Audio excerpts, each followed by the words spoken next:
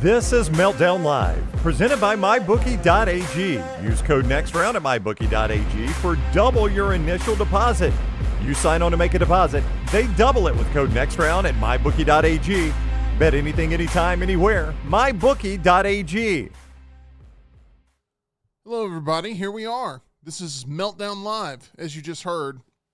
And we are ecstatic to be here with you on this Thursday edition of the show. We've got a special friend of the show joining us here in the Culver studio. I am Tim Melton, and we have a lot of entertainment news to talk about today. We also have another round of best versus favorite that we'll be having today. I'll explain more about how we're going to do that today in just a few moments. But first, I have to bring in the lovable and also very loyal companion that is neither a boy nor a dog. That is Tyler Lionel Johns. Tyler, how are you? How was that? Was that better? I'm trying to perfect it every day. I feel like that one was like the best stride I've taken. That you're making leaps and bounds. I'll say that. So much. I appreciate that very much. We also have in here Mr. Hunter Bussey, who's joining us in the studio today. I didn't want to go with some elaborate interaction. I didn't know what you were about to say. You were I didn't want to do it. I've got a question for you first and foremost, and this is something I've been wanting to ask you for a hot minute. Okay. College football 26. Yes. Is it a significant upgrade from 25? I think so. As far as graphics, yeah, for sure. Just visuals, because the crowd still looks dead to me. Okay, the crowd's a little dead, but crowd as far shots.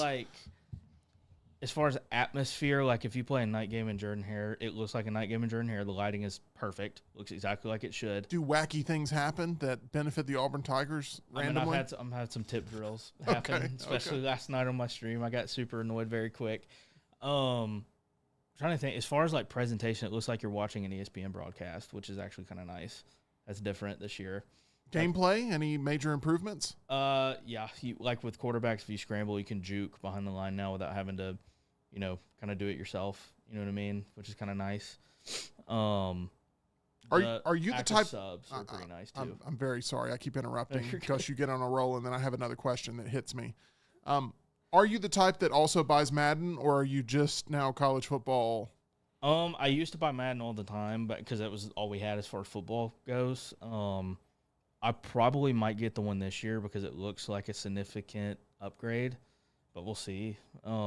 I've been playing a lot of college football, but who knows? When Christmas comes around and it goes on sale, I'll probably pick it up. There are very few people in my life that buy the college football game and stick with it and actually like play it throughout the course of the entire season. Normally they play it for like 2 weeks in July, and then it starts collecting dust, and it's like that Andy meme of like, I don't want to play with you anymore, and it's like throws it to the ground. But I just didn't know if you felt. That was me after buying College Football 25 and then immediately just being like, Ghost of Tsushima is on Game Pass. Yeah. I wasn't trying to point fingers, but Tyler. I mean, you were. You were. But it's a lot of people. It's like, when the actual football gets back, it's like, I don't need the game anymore. The game hits right at that perfect time where we've just gotten through with SEC Media Days. Mm-hmm. And we appreciate Baptist Health, by the way, sponsoring all of our coverage here, Disrupt Media of SEC Media Days. And it's talking season, and it's hype season, and everybody's got a perfect record right now. Yeah. And it's like, the sky's the limit with all these programs. We're about to find out really quickly that that's not going to be the case. I mean, losses are about to start to accumulate. But right now, everybody's high on their team. So the game releases at a perfect time where everyone's like, this is the year, and they go buy the game, and then they're like, man, I can't play with my favorite team, and that makes me angry or something like that. But anyway, I just wanted to know, because as a kid going to Walmart or Target and going to that big jewel case and getting them to unlock it and getting that copy of the game back when you could only get the physical copies was an event. And for a long stretch of time, there has been no college football game. Last year it comes back. It gives us enough to get like really excited. It's a big jump from what we had previously to now. I'm just wondering how big the jump is from 25 to 26. I mean, it's been as far again, it's the visuals is what caught my eye. Like it just everything looks sharper. The jerseys look cleaner. The jersey movement, honestly, when you're running, like you can tell like the little wrinkles and stuff. And I look at little details like that. But like helmets, the reflections are perfect. You just can't beat it. It looks great. then why can't they make realistic faces in the crowd? That's what I'm saying. Yeah, those people look like they've been through some sort of war or famine every single time it shows them. It's the truth. I mean, it's terrifying. Yeah, it is. It is. But I mean, overall, and what's really crazy, because you mentioned it earlier, how it's been forever since it's been a minute since college football's been back until last year. You know how hard it was to delete 25 to make space for 26 on my console? Cause I was really? Like emotionally? Yeah, I was like, we've been waiting on this game for years. And then, when EA dropped that tweet, like during a national championship, like 4 years prior to it coming out, I was like, well, I'm really about to delete this game I've been waiting on for years. I know. And then I was like, all right. I get 26. it.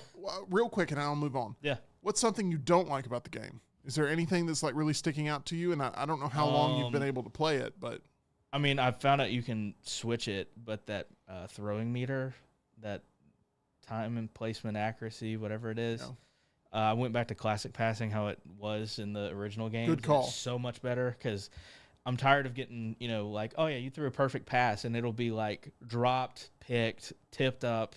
It's stupid. I agree. Don't make shooting mechanics, don't make throwing mechanics, don't make all these mechanics in all these sports games a mini game within the shot. It's like NBA is the worst about that. Yeah. Yeah, you get the perfect green bar. It'll be like perfect shot or perfect timing, perfect release, all that, and it'll just bounce right off the rim. Yep. It's like, well, why even mess around with the bar? Yeah, I feel like their feedback on the green, like, success meter has gotten a little bit better of if it turns green, it's going in for the most part.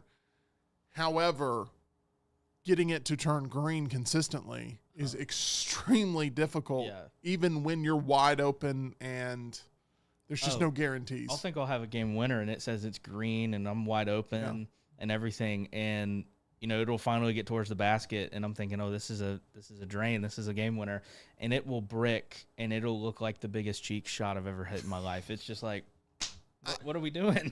I'm correct in that we have a college basketball game that's going to be so excited coming out, and so excited. Like, that's going to be, you want to talk about another wave of another rush of people that are going to be very excited. Sports games are so frustrating because they're typically monopolies. Like, typically, you can only get really one type of licensed sports game, so you get one publisher behind it. Yeah. And it depends on how greedy SOBs they are of how much fun you're going to have with it. Yeah. And I'm rooting for, I'd love competition. I'd love everybody to have access to everything and be able to get back to getting something like an NFL 2K5 that came out and challenged Madden in a way that Madden had never been challenged before. ESPN NFL 2K5 had Terrell Owens on the front, and it was the best football game I've ever played in the history of my life. It was awesome. It was so awesome to the point where EA was like, oh, yeah, we got to get an exclusive NFL deal because we can't be dealing with this.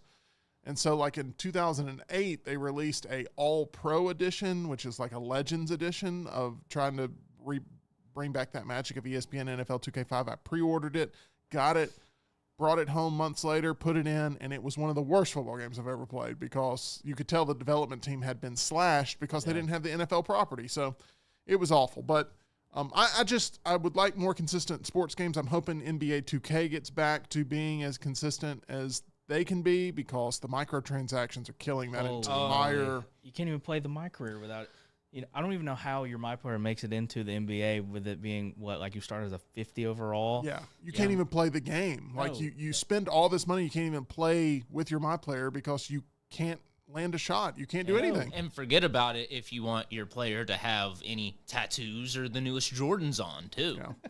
Look, I like a game system where you can, if you want to, unlock certain perks by purchasing them. I'm fine with that. But I also like the fact that if you don't want to go that route, you can grind it out and reach that level through hours of attrition. And it seems like that way doesn't even exist anymore. That path is just completely blocked. I mean, it kind of exists, but then you start to get into the just how much fun are you going to have putting in that amount of time? Like, I think GTA Online is a good example of this because when it started, you could kind of grind it out over a week and get pretty much anything in the game you wanted. Mm-hmm. Now there's flying DeLoreans, flying motorcycles, and luxury yachts that you can have. With a helipad. Yeah, with a helipad. And these prices are just so insane that unless you are constantly grinding out the toughest level heists and then swapping over and then doing some free roam missions for like different businesses, which already cost millions of in-game dollars, then you're putting in what is essentially a full-time job's worth of hours into a game just to play the game. And these companies are gonna be making money. You bring up Rockstar. I saw some figure that like within the first hour of release, Grand Theft Auto 6 is gonna make like $6 billion. Something like that. Yeah, I believe it. Within the first hour of release, they're gonna make $6 billion. Billion. Yeah, and that doesn't really surprise me. It's just when you put it into context of like the demand that game's going to have around it, and it actually makes me happy that we have digital downloads, because can you imagine having to fight for physical copies of that game and having to go around and try to find like a copy if that was the only source and there wasn't a way to digitally download it? Yeah. My hope is though that we can pre-install it, because it's going to take a week to download. Oh yeah. How much is it going to cost? Have they put that out yet? I think it's $100. Standard? I thought they said it was going to be over 100. Oh, over 100? Standard edition's going to be over 100? Yeah, I mean, worth it, but the development of the game was like $1.2 billion. God. So yeah, they're passing along those costs to the consumer. They're gonna make $6 billion in the first hour. Look good. Well, they're gonna make $6 billion in the first hour because they're charging you $100 per copy. Well, once again, I think it's gonna be. I think they're gonna go with 100 as the standard. I think you're gonna be able to obviously get more, but we'll see. Now, I did see a report that they're expecting, something like 50 million players first weekend. Like, if you are a video game server, you have never been tested like the video game server that is going to be tested by GTA. And that's reportedly why there's been all the delays with it, because when they roll it out, they don't want any issues. And I love that. Yeah. I'm fine with that. Take as long as you need on GTA. Take as long as you need on the Batman Part 2. Just make them peak prestige. Didn't they? And they did this with 5, I'm pretty sure. But whenever they released 5, they didn't make the online portion available till after like a month or two, just to work on the stability of the servers, which still crashed after the fact, because everyone's like, wow, this game's really good. I bet the online's going to be incredible. And it was, and it still is to this day. But it's just like, I can't imagine the amount of like servers are going to be squealing. So some server farm, it's going to sound like a tea kettle on a There's just going to be like a large fire just somewhere in the middle of like Norway or something. When college football and IKEA will catch on fire. When college football 25 was released, it brought so many people back to gaming. Yeah. It gave them a reason. Like, I had so many middle-aged men reach out to me and go, what do I need to have to play this game? Yeah. Like, I want to play this game. I have no idea what the landscape looks like in terms of controllers and consoles. And do I need the S version? Do I need this version? What do I need the online Game Pass? What do I need? And I'm like, I'll help you out here, okay?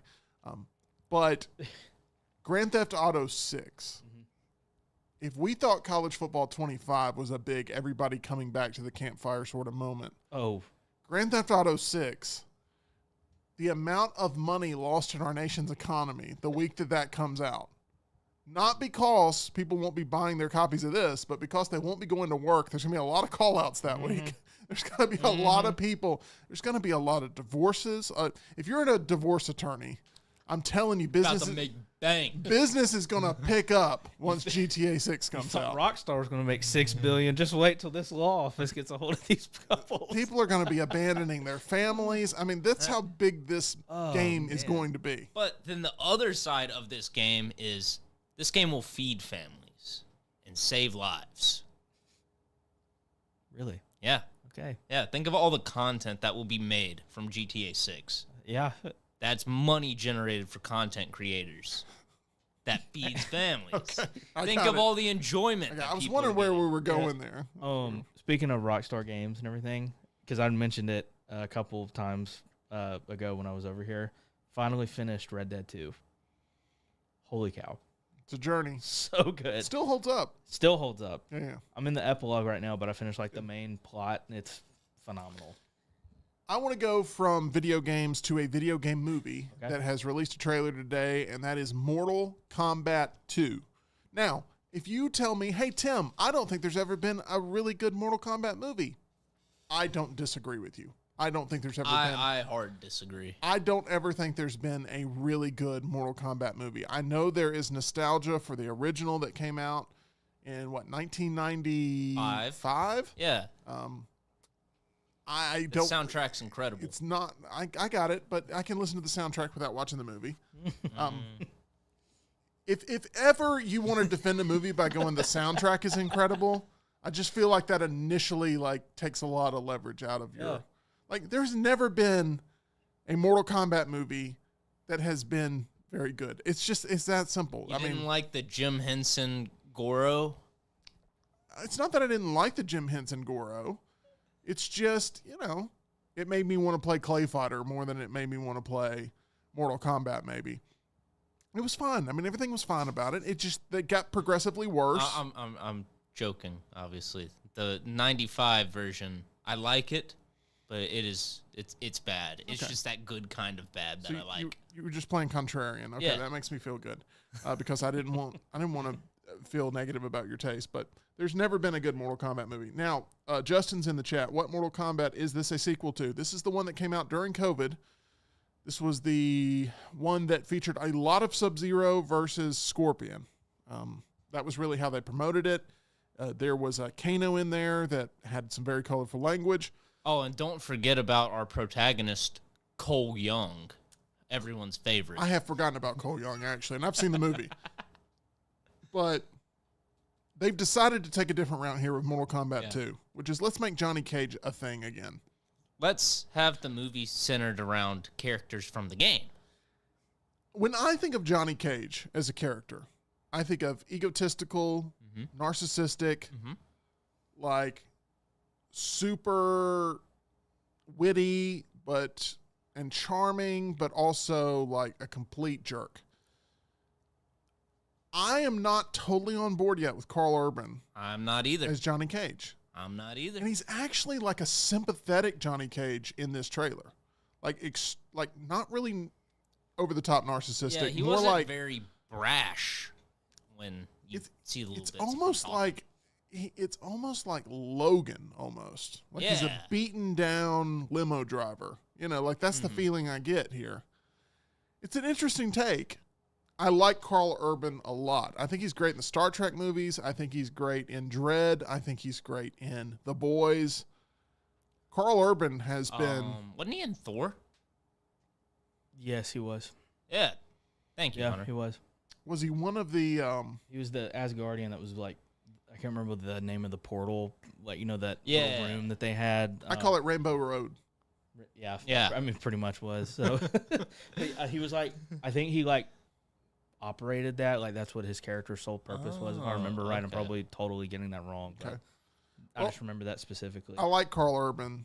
I just don't know if I like him as Johnny Cage. I'm not sure if I'm there yet. I would hear me out, and I know I'm a fanboy here, but I would love a Glenn Powell Johnny Cage. I think that would work really well. Yeah.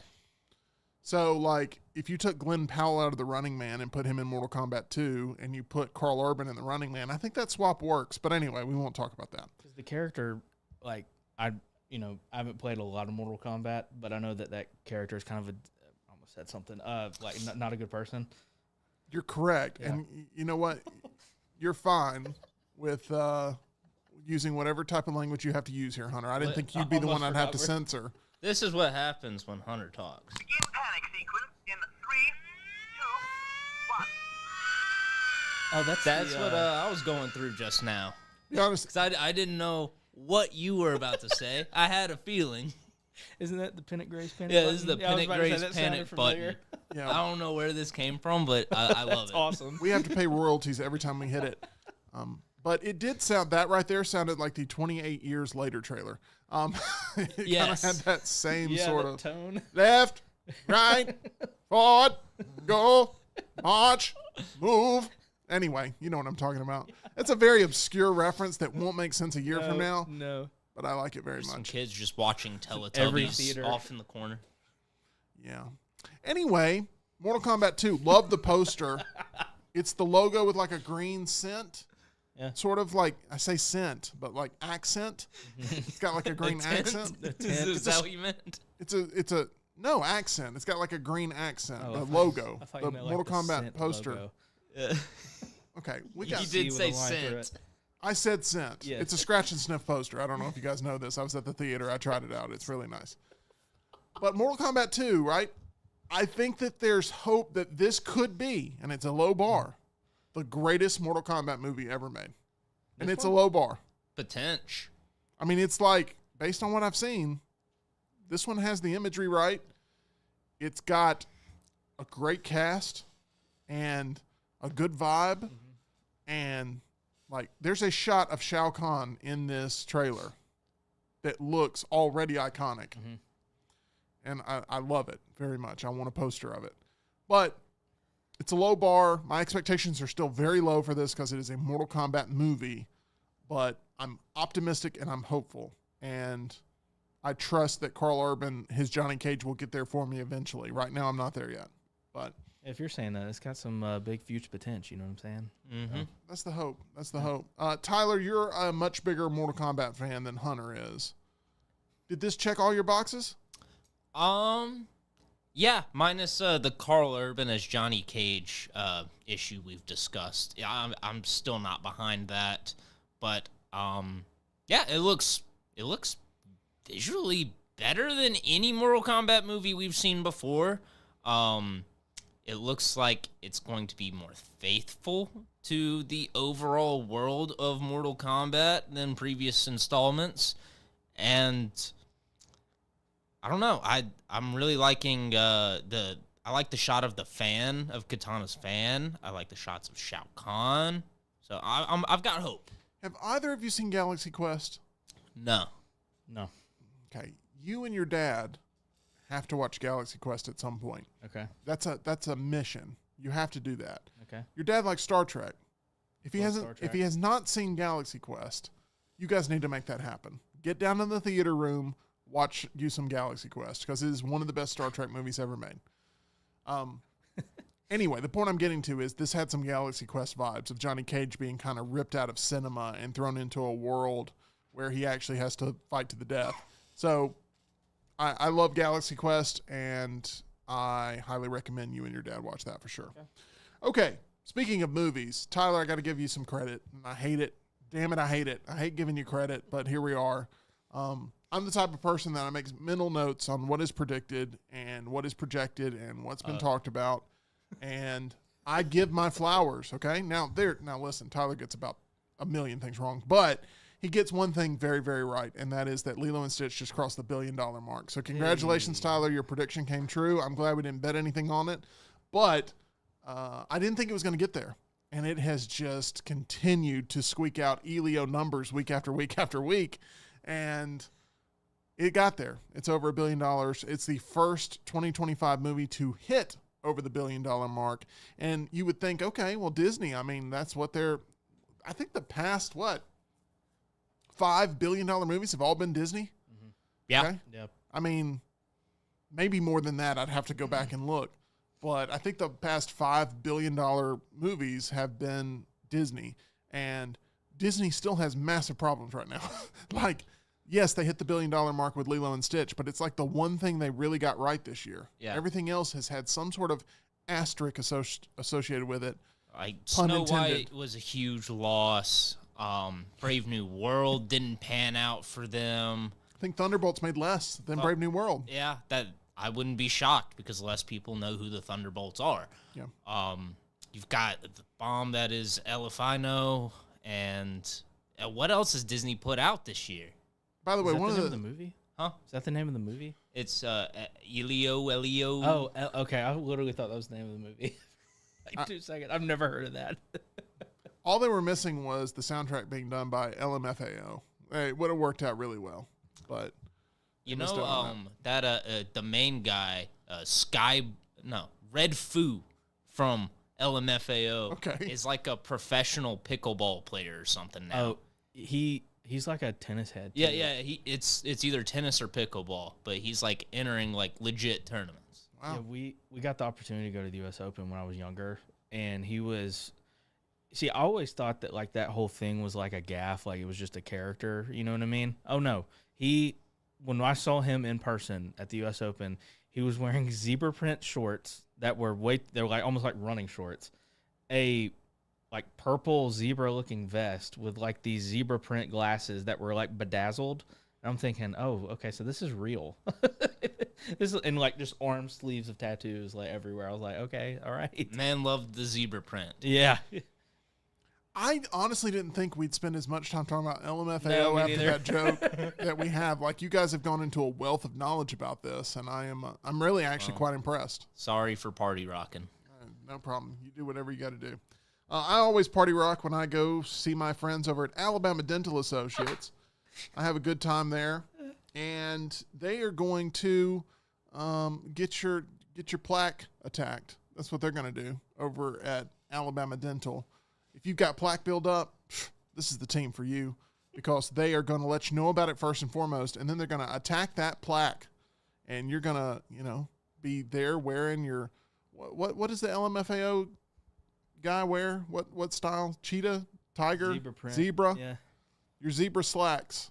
You're going to be happy in your zebra Zebra slacks as your plaque gets attacked. Over at Alabama Dental Associates, located on Grants Mill Road. That's Dr. Jeff, Dr. Brian, and Dr. Nolan, providing you all of those services when it comes to staying on top of your dental health. It is oh so important. Make sure you're not putting that off. Every 6 months, you should be right in there, getting that checkup, making sure you don't have any cavities that need to be filled, making sure you don't have any sort of buildup that needs to be taken care of. They're going to make sure that you get those regular cleanings there at Alabama Dental Associates. Reach out and try them for yourself. They're accepting new patients now. Can help you feel at ease about all of your upcoming dental procedures. For more information or to make an appointment, 205-956-8977 or visit alabamadental.com, where they look forward to seeing you. Okay, I look forward to this. It is a segment that we've done a couple of times now, and it is best versus favorite. Now listen, normally we have boards. I made the decision today that we would not have the whiteboards because when I went to go steal them from our friends of the next round, they were covered up in information and all that stuff, and I didn't want to be they wrote their rankings today. I just didn't want to erase them and put them back, and I didn't want to do that. No. So I decided we would just be able to verbally play this game because we're adults. Okay. So let's just try to work this out. When you have it, sit there, think about it. Don't listen to the other two people squawking. Try to figure out where you're at. Maybe you need to write it down. Maybe you put it in your phone. I don't know. Come up with what you think is this performer's best movie and what is your favorite film of theirs. They can be the same thing, but bonus points if they're not. Okay. Here we go. I've got a new system here where I'm going to generate that number. I'm going to go down here to this random list. Now, some of these are going to be repeats, but that's okay. Because, there's a lot of actors and actresses, and we've got Hunter here who's playing, and he may not have had an opportunity to answer one of these. So, Hunter, I'm going to start with you. Okay. The actor you've been given is John Travolta. Okay. I want to know what you think his best work is and what your favorite John Travolta movie is. And I feel like the best, no-brainer is probably Grease, right? It's got to be. It's the most iconic role. And I think probably his worst is, because it just gives me the heaves, Hairspray. Once again, there's literally no category here called best versus worst. It is best versus favorite, where you give us what you think his best movie. You've already broken the game here. Also, the worst John Travolta movie is the Scientology one. Battlefield Earth, Battleship Earth. It's Battlefield Earth. Whatever. Yeah. That's Spaceship Earth. No, that's Ride at Disney. Battlefield Earth. Okay, so Hairspray wouldn't fall into the category of favorite. Do you have a favorite John Travolta movie? I'm trying to think. So I like Grease a lot, but I would probably say Pulp Fiction. Okay. Favorite, yeah. There you go. See, Hunter, you're a natural. You're a natural at this. Good job. Although you now make me want to play best versus favorite versus worst. I kind of want to do that now. All right. That's why I'm here. Let's see here. Number 282. Boom, boom, boom. Random numbers. Okay. This one's a tough one. I guess I'm going to go with it. Patrick Dempsey is the actor. Patrick Dempsey. Yeah, that is a tough one. I'm going to go with this one. So, Scream 3, Patrick Dempsey's in Scream 3. I hate Scream 3. I do not like Scream 3 at all. So, I can't go with that. The best Patrick Dempsey movie is probably Enchanted. And I mean, just if you're into that sort of like play on the whole Disney fairy tale thing, I can see like Patrick Dempsey, I equate more with television than I do film. Yeah. But I would say Enchanted is probably his best. I would say my favorite Patrick Dempsey movie is probably the Eli Roth movie Thanksgiving, which came out a few years ago, which Patrick Dempsey plays like the local chief of police, and he's, I think, really good in the movie. If you've seen the movie Thanksgiving, if you're a slasher movie fan, I think they're coming out with a sequel to this movie as well. I thought he was fantastic there as the chief of police in that movie. So It came out, what, last year or 2 years ago? I want to say it was 2020. 2023. Remember the I got his commercials. filmography pulled up here because I was thinking, what on earth has he been in? Like movie wise. You could have gone with Sweet Home Alabama. Don't like that movie. I don't blame you. You could have gone with Brother Bear 2. Which, by the way, how in the world do the characters in Sweet Home Alabama sound less country than Ma and Pa Kent from Superman? You know, I got your boots over here to shine up, and I got ding. You know, it's like awful. Oh, you big mush. You sound like a bear from the Country Bear Jamboree. That's what you sound like. I miss the Country Bears. They're back. Wait, really? Yeah. Doing what? Performing daily. Okay. Like, Tyler. Oh, at Disney? At Disney, yeah. Oh, okay. I was thinking, like, did they announce, like, a new Country Bears series for Disney Plus? No, they perform every single day. It's a tour. All right, Tyler, I'm gonna give you this. I don't know if this is gonna fit your wheelhouse. If you need to lob it back over here to me, let me know. If it's a game of hot potato, Cameron Diaz is your selection. You want to throw it back to me? No. Oh, okay, No, okay. I'll take it. I like it. Same movie is gonna be Shrek 1.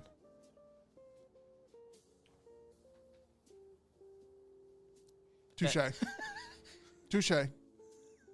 I've got Donkey sitting here. That is the best and my favorite. Shrek Cameron Diaz 1. movie. I like Shrek 2 more. I like Shrek 2 more. Shrek 2 's great. Pretty good. God, I love Shrek 2. Shrek 2 is amazing. There's a lot of just like references that you wouldn't expect to be in Shrek 2 that are in Shrek 2. If I was just adding an extra Cameron Diaz bit of love here, The Mask. I don't know if you guys have seen Jim Carrey's The Mask, but she is dynamite in that movie. I'll throw my 2 cents in this. Please. Night and Day. With, Tom Cruise. yeah. It might as well have been like a Mission Impossible spinoff. It's a great, very underrated, turn your brain off. If it's on TV, I'll watch it movie. It's really good. All right, let's see who Hunter gets here. I don't know if I'll send it over to Hunter or not. We're going to see. Oh, Jeff in the chat also says honorable mention Night and Day for Cameron Diaz. I would, Jeff. There you go. I need to see that, to be honest. I It's a good skipped movie. I've never it. seen It's a it. good movie. Didn't watch it. Okay. There's something about Mary as well. I don't know if anybody's ever said that in the chat, but Yes. Gotta be Jeff some says love. that. Jody says that. yeah. And Smuff says that. Gotta have that. I mean, that's just like a must. Okay. Here we go, Hunter. You ready? I don't think so. 'Cause- I think it's easy if you think about it. okay. Zoe Kravitz. Oh. The Batman. Yeah, for both. Yes. Yeah. Yeah. Zoe Kravitz is fresh on the scene in cinema. She's really great in Big Little Lies. Is that what it's called? Big Little Lies on HBO. HBO's Big Little Lies I think so. with Reese Witherspoon, Nicole Kidman, and I'm trying to think of the actress's name that dated Aaron Rodgers for a little while there. Shailene Woodley. Shailene Woodley. She's in it. Both of those are accurate in the dating Aaron Rodgers thing, but Shailene Woodley was in that. But Big Little Lies, Zoe Kravitz is great in that. But the Batman is the correct answer, I think. And it's not just being prejudiced here because I'm a big Batman fan, but I think she's actually really good. I think she's better than Anne Hathaway as Catwoman. She's great. Selena Kyle Catwoman. Jody put something in the chat. I completely forgot she was in this. X-Men First Class. Oh, I forgot. Yeah, she's in that. I didn't know she was in. I couldn't remember. She was in wasn't she the one with like the bumblebee wings? Yeah, she can fly around. Yeah. I love X-Men First Class. That does complicate things a little bit. That is a great pull, Jody. But you know we love her First Selena Class. Kyle is so good. It's just I know you were hating on it the other day, but I think she's going to be solid in Caught Stealing. Oh yeah, I'm not excited for that movie at all. You're not excited for it at all? No. Every time the trailer comes on, I feel like I have a hangover. I feel like I have a headache. I don't like. Is it Matt Smith? You don't like Matt Smith? No. Is it because they threw him in a tower in House of the Dragon season 2 and you haven't gotten over it? That's partially it. I didn't like get that. over that. I do need to get over that. But before that, he was in Morbius. He's been on a cold streak. Yeah, he hadn't been in the best movies for sure. All right, next up is Glenn Close. Does anybody want this one? Anybody want to take this one? No? I'm going to take this one. Okay, Glenn Close. So, my favorite movie that she's been in of all time is easy. Air Force One. Okay. I mean, she is fantastic in that movie. She plays the sit-in president as the vice president of the United States who has to sort of run the country while Harrison Ford is punching people out on a plane. So come on now, let's go. So my favorite is Air Force One. What is her best? I'm not going to go 101 or 102 Dalmatians. That's I think exactly what I was thinking. Not doing that. Cruella DeVille. Not doing that. I'm trying to think. She was nominated for a movie. She lost against Olivia Colman, the Oscar against Olivia Colman. This was a few years ago. I think it was it The Hours or something like that she was in? I think it was The Hours was the name of the movie. But gosh, for me, it's tough just as an Air Force One junkie not to do the double dip.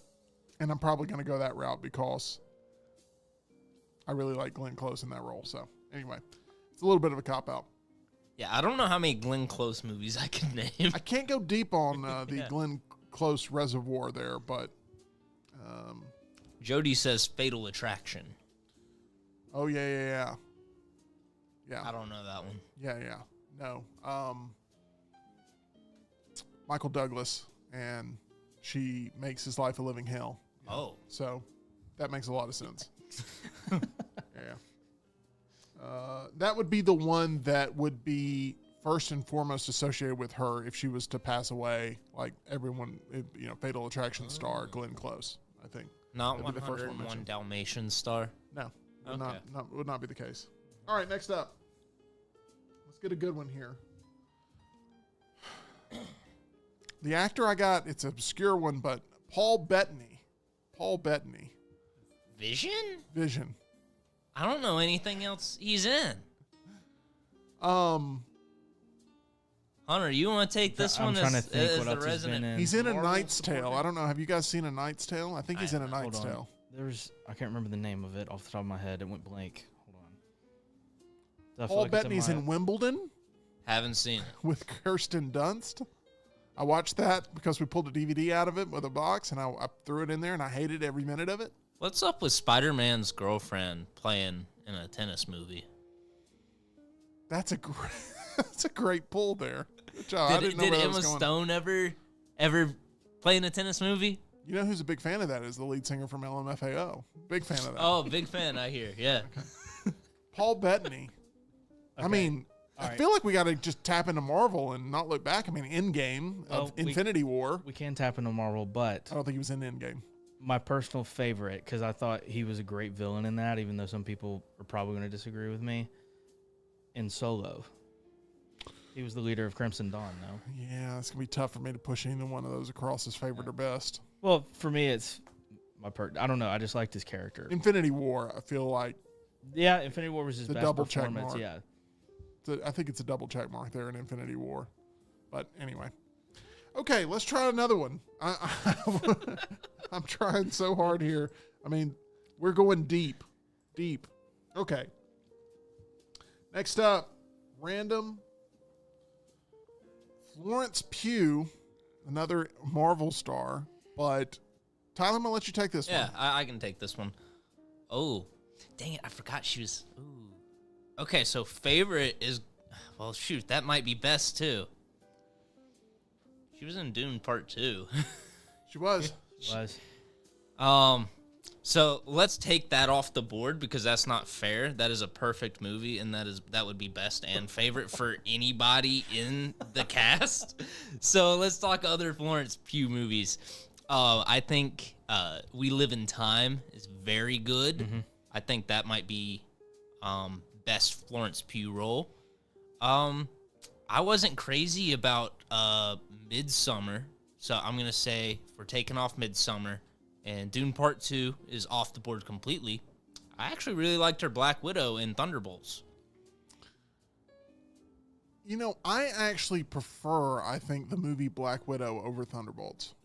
I actually never saw that one. But she's really good in Thunderbolts. Like, she's better in Thunderbolts than she is in Black Widow, but I like Black Widow more than I like Thunderbolts, I think. Okay.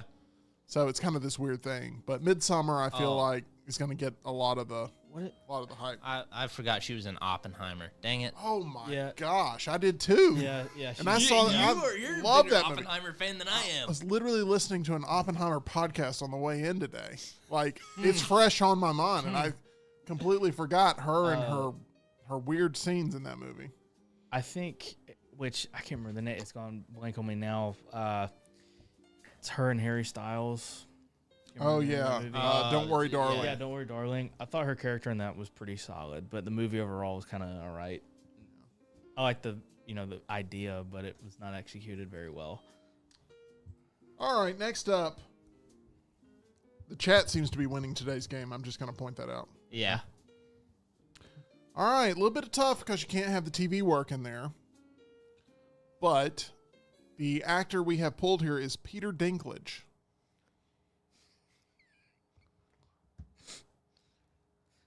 I'm just personal favorite because it's in our household a holiday classic, Miles Finch. Yeah. And Elf. I was thinking the same role. Elf sucks. Okay. But I think a lot of people immediately will say Elf with Peter Dinklage. That scene alone, it's, call me off one more time. You're an elf. Must be one of those South Pole elves. Is it bad going Infinity War again? No, he was great in that. He was really good in that. I mean, when I think of my favorite Peter Dinklage movie, it's probably that. He's got a movie coming out with, I want to say it's Josh Brolin, where they play brothers. And Peter Dinklage is like the badass, and Josh Brolin is like the nervous one. I did see a trailer for that. Yeah, I forget the name of it. But I don't know when it comes out. I think it goes straight to streaming on Prime, which means I'm less likely to watch it. Dinklage is going to be in The Toxic Avenger. Comes out in August. There you go. He was the GOAT in Wicked. Huh. Oh, the latest Hunger Games movie he was good in. Oh, yes. He was really good in that. You know what I'm talking about? Yeah. I forgot he was in that. The Ballad of Songbirds and Snakes. Yeah, he was like the game runner, wasn't he? Yeah, I think so. He took like over the Philip Seymour Hoffman role. Yeah. I thought he was pretty good in that. Yeah. So, anyway, a lot of Peter Dinklage movies. Obviously, Game of Thrones is the first thing he'll ever be associated with as Tyrion Lannister. Well, that's one of the greatest television characters ever. It's tough not to think about that, as it's literally right over the shoulder of Hunter Bussey right behind you. It's tough not to think about his run in that role. Jeff in the chat is right. He played, I believe his name was Trask in X-Men Days of Future Past. Oh, I forgot about that because he's wearing that outlandish wig, that 70s wig. The era. Dude, oh, my gosh. Yeah, fine. I'll go watch it again. It's fine. Just going to have to rewatch all the X-Men movies. Yeah. I brought up Logan earlier. That scene with Quicksilver with time in a bottle plan. All right, Hunter, I'm going 100% you on this one. Okay. And me and Tyler are going to want to chime in, but we're going to let you have first dibs. Okay. Natalie Portman. is who you've been handed. Now, I have strong feelings about this. I also have strong feelings about this. So strong, in fact, that if this movie is not in your list, I'm going to have some words. No. Damn. That's like he took his glove off and challenged you to a duel. This will actually, my answer is going to shock you because you know how big of a fan I am of the Star Wars franchise. Yeah. But V for Vendetta. Okay. She's really good in that movie. Good job. Now, I wonder what could possibly be alerting you to that. No, I'm just kidding. Well, no. Well, yeah, but no. It was on a couple days ago when I was trying to move in, and I just kept it on TV and ended up watching it after I was like, you know what, I'm going to take a break and watch this movie. So. V for Vendetta, it holds up so well, I think. So well. Especially really, today. Really oh, it's so good. So, yeah, good for you. Do you have that as best or favorite or both? I say best, favorite, obviously Padme. It's just her role as Padme's. You have to pick one movie. In which one? Pick one movie. Where do you think you get peak Padme? Yes, you have the athleisure look of episode 2, but I think she has more range in episode 3. I mean, yeah, easily episode 3.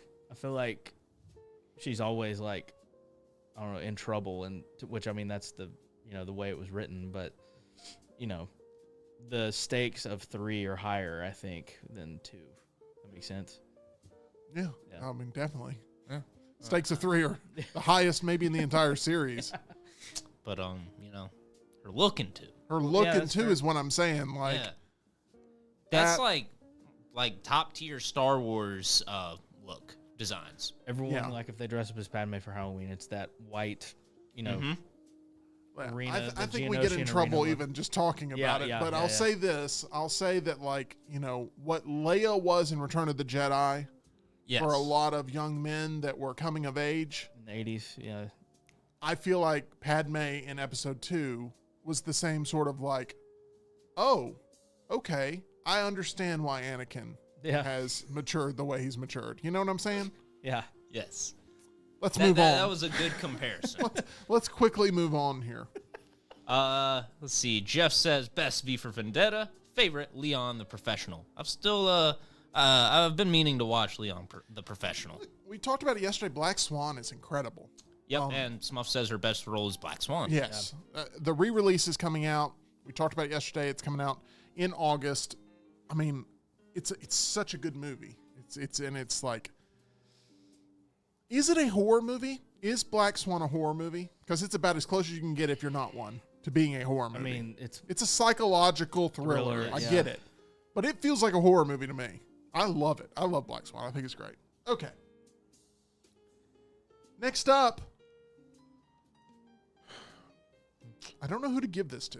That's my biggest issue right now. I think I'm going to go Tyler. Oh. Okay. Anthony Hopkins is who you have been gifted. So best is Silence of the Lambs. Yeah.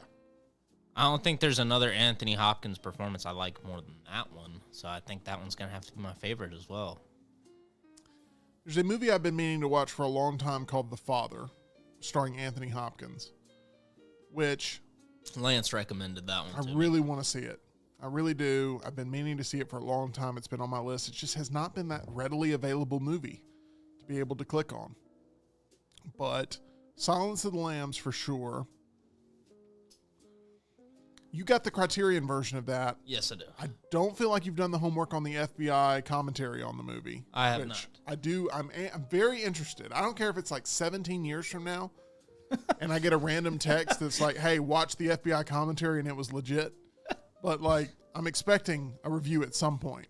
Just promise before you perish this earth, you will do that. Man, I want to take a whole weekend or something to dig into it and just like treat my apartment as like a dark cave and not come out.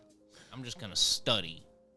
Well, I mean, it's got the critters of a dark cave in there for sure. That's true. Okay. It's hard to get past Silence of the Lambs. I think one of my favorite guilty pleasure movies of Anthony Hopkins is Fracture. Fracture, yeah, with Ryan Gosling. Mm-hmm. Very young Ryan Gosling. It's underrated. Yeah. It's underrated. It's pretty decent.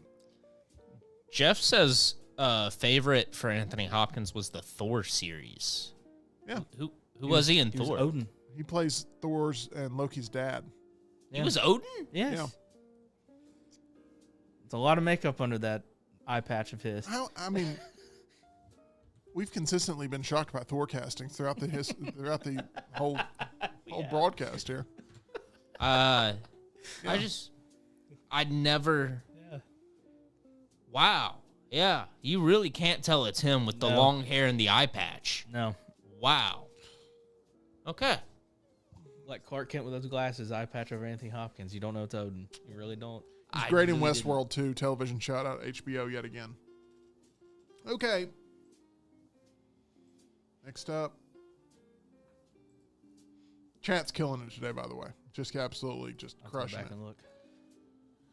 Okay, next up is, oh man, this is another one that's a dud. Robert Pattinson. I'll take it. The Batman. All right, let's move on. Okay. Look, he's really good in Good Time. You still haven't seen The Lighthouse, have Done you? by the Safdie brothers. I have not seen The Lighthouse. Very good. Probably kind of goes along with that sort of Black Swan sort of motif of like what's reality and sort of trying to figure stuff out. I have not been in the right headspace for The Lighthouse, which I feel like is rainy day. Rainy day. Have you seen The Lighthouse? Yes. Oh, man. Yeah, it's a rainy day type I want of a movie. week off around Christmas where I can knock out certain movies, and that would be one of them. Okay. Where I would watch that. Okay. For some reason, Robert Eggers has become like this wintry director for me. Yeah. And I think it's because like Tyler painted it perfect. Like you want to go in, you want to be cold, you want to watch it in the theater. Kind of want that same experience at home. Plus, I don't know if The Northman has this sort of style to it as well, but at least The Witch and Nosferatu did, but it had like this blue tint to it almost. The Lighthouse doesn't have that because it's like mainly black and white. But There's a movie with Robert Pattinson called The King on Netflix that has Timothy Chalamet in it as well. And no one saw it, and I loved it. I thought it was really, really good. It's almost like a Game of Thrones type movie. I thought it was fantastic. I don't know why. It's called The King. Okay. It's Timothy Chalamet versus Robert Pattinson. And they are like exchanging some great back and forth verbal attacks. And I was watching both these guys going, both these guys are incredible actors. This is before they became like household names. Yeah. Oh, Chalamet's got like that, just like that stereotypical knight haircut. Yeah. Where it's just like curly up top and shaved. Yeah. Yeah, this looks good. If you like his Paul Atreides where he's getting like confident and he's starting to like, I'm going to. Lily Rose Depp is in this too? Yeah, I didn't know Lily Rose Depp was in it. I mean, I like the movie. I As didn't realize Princess at the time. Catherine of France. Let me tell you, that movie, underrated. Nobody's seen it. It's really good. I enjoyed it. Check it out. I'll check that out. Robert good. Pattinson and Mickey 17. It was pretty underrated. No, I'm just kidding. Totally get your face. Oh, that movie hurt me, Hunter. That movie hurt me so bad. Closest I've gotten to throwing you out of the studio. All right. Number 38. Who's this going to be? Okay. This could go a lot of different ways.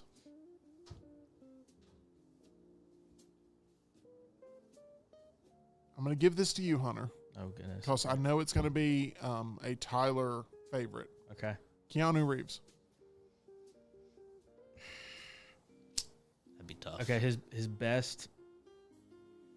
I mean, it's hard to like separate them, but just the role John Wick that's Keanu Reeves. You got to separate them. You got to pick one movie. Okay, then the first one, The first John Wick. because you get a lot of emotion in that. You know what I mean? You don't get a lot of you know what I mean? Like no, I'm thinking I'm back. Now my personal favorite.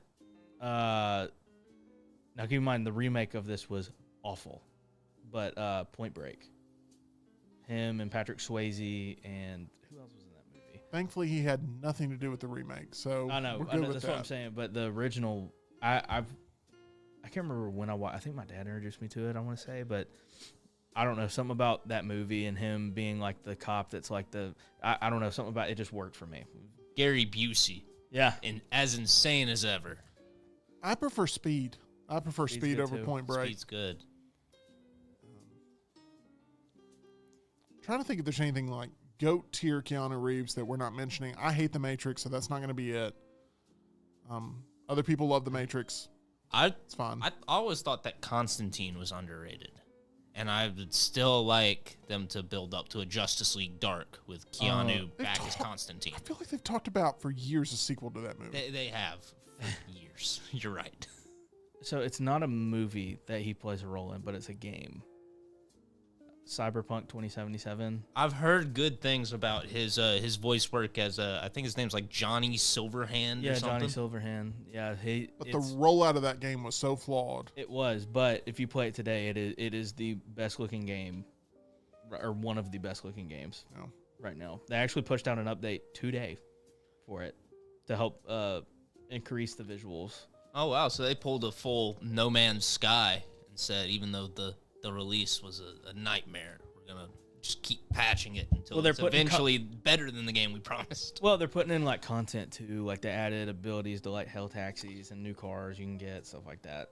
I'm definitely gonna have to re-download it and play it. I love The Replacements, sports movie, Keanu Reeves, football movie. Gene Hackman plays the coach. Yeah, I mean, I think John Wick Chapter 3 may be my favorite of the John Wick movies. I don't know. I go back and forth. That library scene with Boban is hilarious. That's height discrimination, what happens in that. I mean, he just gets absolutely wrecked there in that situation. Okay. Goliath always gets taken down. We got one more. Oh, hate this choice. We got two more. Respin. We got two more. I'm going to do this one. I'm going to let Tyler have this one because it'll be funny. Okay. Why? It'll be funny. Oh, I hate this choice. Gal Gadot. Gal Gadot. I have to find a best performance? I don't even think that exists. It's Wonder Woman. Yeah, it is. It is Wonder Woman 2017. Was that when the first one came out? As long as you don't say 84, you're good. It doesn't matter what else you call it. That one was terrible. Yeah, it's bad. I guess that's going to be the best. And then favorite is going to be, shoot. Was it Batman versus Superman or no? Justice League. It was one of the two where she goes, Kal-El, no. I want to say that's. This is one of the two.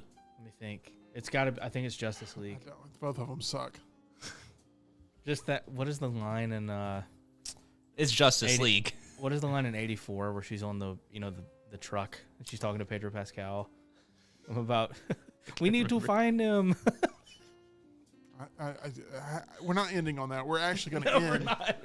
We're going to end. I got a random pool. It's completely random pool that I love. Okay. And I'm gonna steal this one for myself because I'm selfish. Here we go.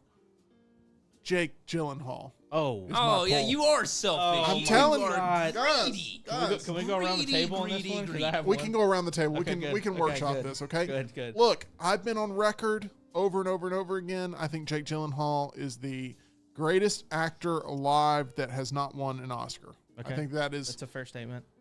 I think he is so talented, and he can sell tickets when he's in the right production. He can play the bad guy. He can play the good guy. He can play the hero. He can play the weakling.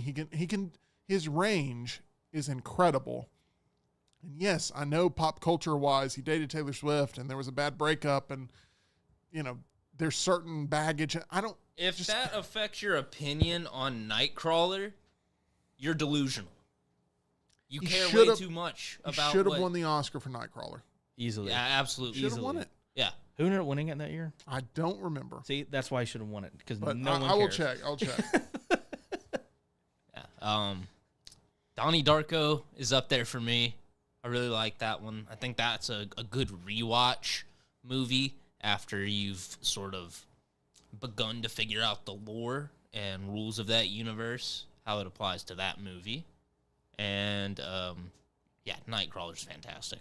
Guys, brace yourself. You know who Jake Gyllenhaal lost to for Best Actor in that year? Spoiler alert, Jake Gyllenhaal wasn't even nominated for that performance. Oh my God. Who won? Yeah, who won? Now that I don't know yet. The only thing Nightcrawler was nominated for was Best Original Screenplay. The nominees, it was 2015. Eddie Redmayne for The Theory of Everything, who I think won it. That sounds about right. Yeah. Michael Keaton for Birdman, Steve Carell for Foxcatcher, Benedict Cumberbatch for The Imitation Game, and Bradley Cooper for American Sniper. Now, let me tell you, it was a pretty stacked year. Yeah, that's a pretty heavy biopic year, Yeah. too. Yeah. That is a stacked year, but how Jake Gyllenhaal was not nominated for Nightcrawler That's insane. blows my mind. I'm glad they made that rule change where the people who are voting have to watch every movie that is being nominated. Anyway, so Maybe back to Jake Dune Gyllenhaal. Part 3 won't get snubbed now. Jake Gyllenhaal finished second in Batman casting for Batman Begins. Mm-hmm. Christian Bale ultimately ended up working out really well. Maggie Gyllenhaal ended up becoming the new Rachel Dawes, which would have made it very awkward had... Oh. It's a joke. Jake Gyllenhaal, obviously, they wouldn't have gone with Maggie Gyllenhaal at that point. But anyway, I don't know why I said that. They do have good chemistry on screen together. Like, good banter. Like, absolutely. If you go back and watch Donnie Darko, the dinner table scene, still gets me. The thing about Jake Gyllenhaal is he's been doing it for so long. I mean, like, his kid stuff, like October Sky, Oh my gosh. he's still fantastic in that movie. I mean, I want it's to go like to space. he I don't want to go to the coal mines. he's great. He can do all kinds of different roles, right? He's fantastic in Prisoners, the Denis Villeneuve movie that doesn't get nearly enough credit. It's really, really good. I think Southpaw is super underrated, too. I agree. Solid.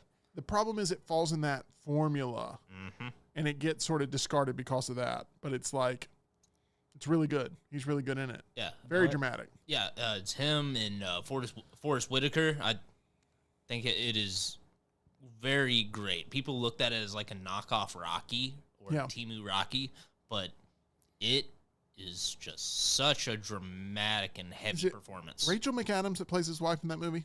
I believe so, yeah. She's really good in that. What Good kid performance in that movie as well. Oh, speaking of kid performances, there's a movie called Brothers with Jake Gyllenhaal. It's him and Tobey Maguire, and Tobey Maguire comes back from war. Yeah. There's a dinner table scene where, like, Natalie Portman is in that movie too, and she thinks Tobey Maguire's dead. So she starts a fling Because he was a POW, with his brother. Yeah. And Tobey Maguire comes back, and like the daughter is like making it clear that, you know, the uncle and the wife are now having sort of an affair, and Tobey Maguire loses his mind in that movie. It's actually really, really good. What's the chat saying here? So Jeff says, like, if Jake Gyllenhaal would have gotten the Batman role, it means he would have made out with the Joker and his sister. Oh, God. Holy crap. Oh, man. That's an incredible pull. Wow. Oh. Holy moly. I love you guys in the chat. That's Y'all are the amazing. That was best. solid. I would actively choose not to read Jeff's chats anymore, but I can't quit you. I can't quit you, Jeff. What did y'all think of Source Code? Love Source Code. That's a solid movie. Really, really good sci-fi. Sort of like Speed mixed with Back to the Future. It's got kind of like this, you know, Groundhog Day. That movie does such a good job of, like you said, the Groundhog Day concept.